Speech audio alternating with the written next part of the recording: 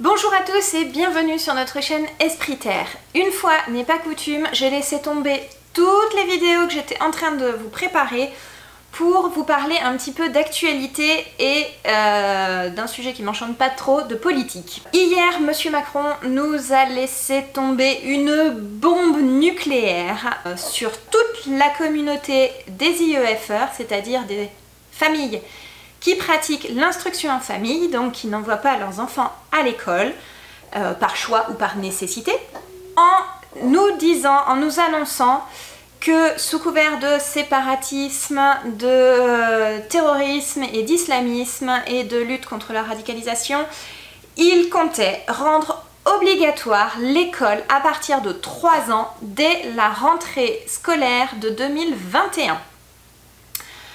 Évidemment, toute la communauté IEF a bondi, est en train de s'organiser pour lutter contre cette injustice. Il faut savoir que jusqu'ici, l'école n'était pas obligatoire, seule l'instruction l'était, et que la liberté d'instruction et d'éducation est inscrite à la Constitution.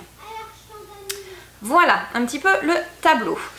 Donc si je fais cette vidéo, c'est pour vous expliquer pourquoi nous, en tant que parents, nous avons choisi de faire l'instruction en famille.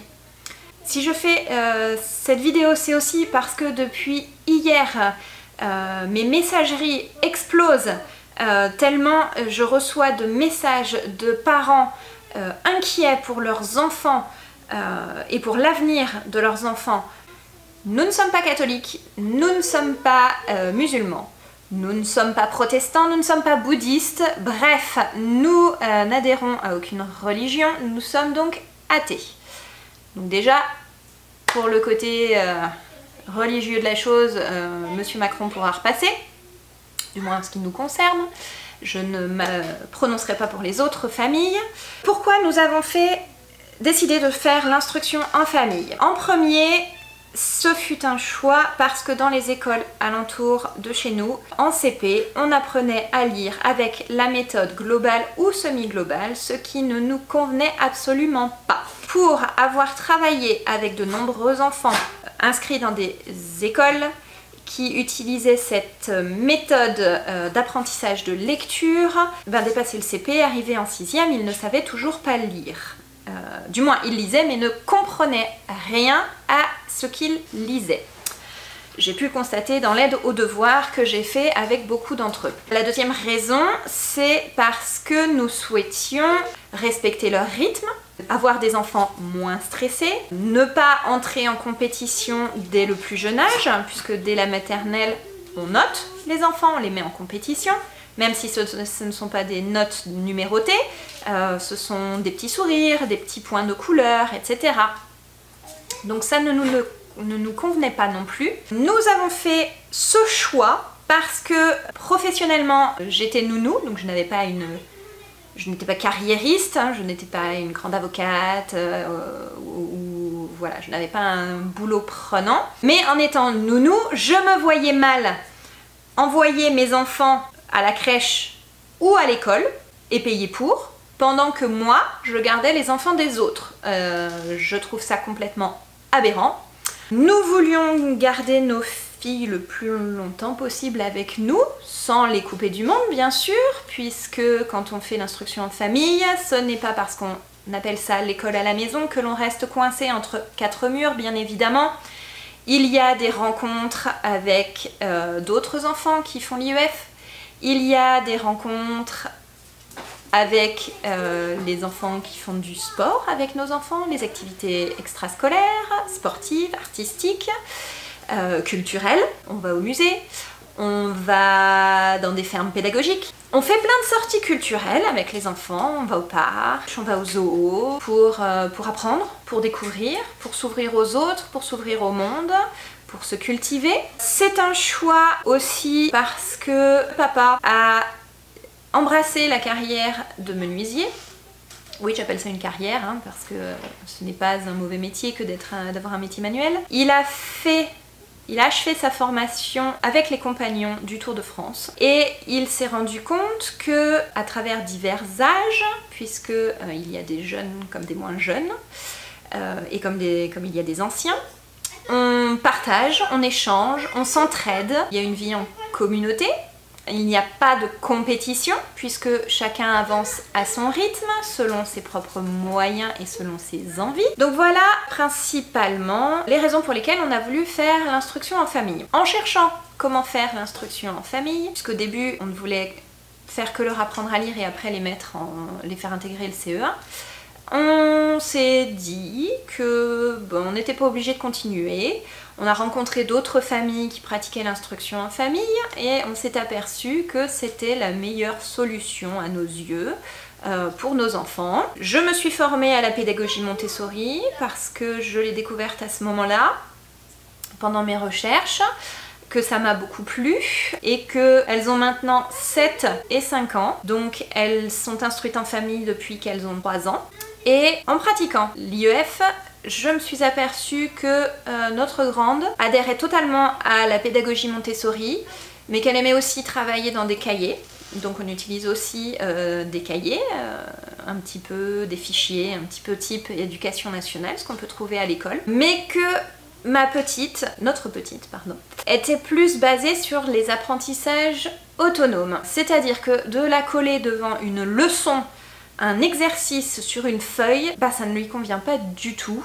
Elle s'en fiche royalement. Ce qui l'intéresse, c'est d'apprendre en jouant. On en reparlera un petit peu plus précisément de la pédagogie utilisée et du matériel que je peux proposer dans une prochaine vidéo. Là, c'est vraiment pour réagir à l'annonce de Monsieur le Président, parce qu'il veut nous supprimer un droit fondamental qui est la liberté de choix d'instruction de nos enfants sous couvert de séparatisme, de radicalisme, comme je l'ai déjà dit. Au lieu de se poser les bonnes questions et de se demander pourquoi nous sommes nombreux à ne plus vouloir mettre nos enfants à l'école, parce que personnellement je ne me plains pas de ce côté-là, nous n'avons aucun souci de santé, mais il y a des enfants qui font l'école à la maison parce qu'ils ont des problèmes de santé, parce qu'ils sont 10, parce qu'ils sont TDA, parce qu'ils sont autistes, parce qu'ils ont été harcelés à l'école, parce qu'ils sont en phobie scolaire, bref, pour plein de raisons différentes. Et au lieu de se poser les questions et d'essayer de réparer ou d'améliorer ce qu'il se passe à l'éducation nationale, d'ouvrir des postes, parce qu'il y a énormément de suppression de postes, les classes sont surchargées, les professeurs sont débordés, les professeurs n'ont pas forcément la liberté pédagogique qu'ils souhaitent. Bref, au lieu d'essayer de réparer et d'améliorer l'école de la République, ils souhaitent s'attaquer à la minorité d'enfants qui font l'instruction en famille. Alors effectivement, dans la masse d'enfants qui font l'instruction en famille, il y a à peu près 50 000 enfants qui font l'instruction en famille, il y a quelques enfants qui sont regroupés dans des écoles non déclarées, qui sont sortis de l'école pour des raisons religieuses, et le président, le gouvernement préfère s'attaquer à ça. Certes, il a raison, mais pas au détriment de l'ensemble. Je suis d'accord qu'il faut protéger ces enfants-là. Je suis d'accord qu'il faille fermer ces écoles non déclarées parce que ces enfants-là sont en danger, mais la majorité des autres ne le sont pas. On a des contrôles une fois par an pour vérifier la progression de nos enfants. On a des contrôles tous les 2 ans de la mairie pour vérifier nos raisons de faire l'IEF, pour vérifier les conditions de vie de nos enfants, et les rapports sont envoyés à l'inspection académique.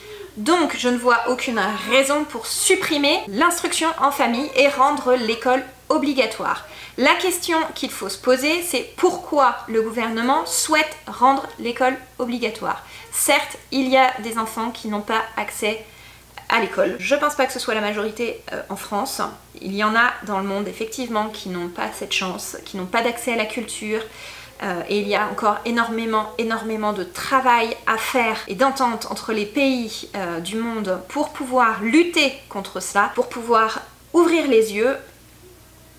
C'est aussi le sujet du documentaire que nous avons en préparation avec Esprit Terre et de par notre voyage, mais ça je vous en reparlerai plus tard. Voilà, je m'y perds un petit peu, je suis très en colère parce que depuis cette épidémie de Covid, on nous supprime nos droits, on nous supprime nos libertés, on nous supprime tout un tas de choses, on nous supprime nos acquis sociaux, on fait fermer des petits commerces, on fait fermer des artisans, des PME, et c'est juste inadmissible. Tout ça, j'ai pas envie de polémiquer sur le Covid, et c'est un autre sujet que je n'aborderai pas, mais depuis le confinement, c'est une catastrophe au niveau social et au niveau mondial. Voilà, c'était un petit peu la colère du jour. On va se battre, bien évidemment, toute la communauté IEF va se battre pour conserver sa liberté, son droit de choisir l'instruction qui correspond le mieux à nos enfants,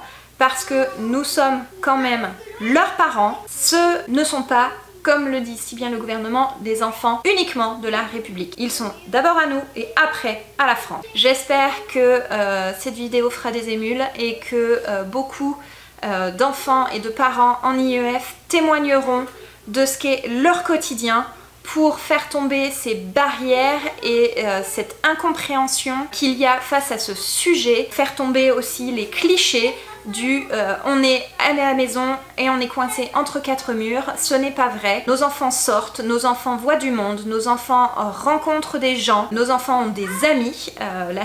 Le problème évoqué de sociabilisation face à l'école à la maison n'est pas un problème, puisque nos enfants ont des activités extrascolaires, ils ont des activités sportives, ils ont des activités artistiques, et ils ne sont pas coincés dans une classe avec des enfants uniquement de leur âge. Quelque part, ce n'est pas logique, ce n'est pas comme ça qu'on apprend. On apprend par l'échange, on apprend par le partage, on apprend par les relations intergénérationnelles, on apprend des anciens, on apprend des jeunes.